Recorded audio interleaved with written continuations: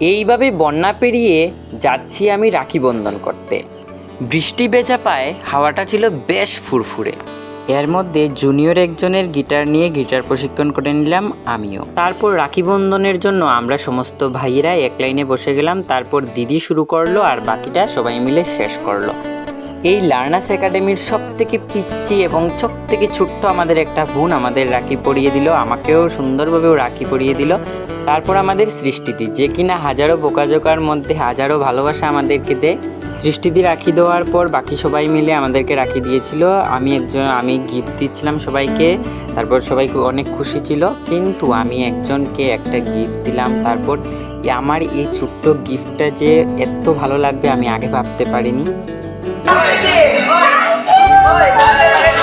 এদিকে রাখি বন্ধনের পর্ব শেষ হওয়ার পর সবার সামর্থ্য মতো যা যা এনেছিল তা দিয়ে ভীষণভাবে একটা বড়সড় পার্টি হয়ে গেল। জানো তো, আমি ওদের পেয়ে খুব খুশি। সবকিছু খুব তাড়াতাড়ি শেষ করা হয়ে গেছিলো, কারণ তারপর আমাদের রিহার্সেল শুরু হবে। তো আজকের ভিডিও এখান থেকে বাই বাই, দেখা হবে অন্য কোনো ভিডিও।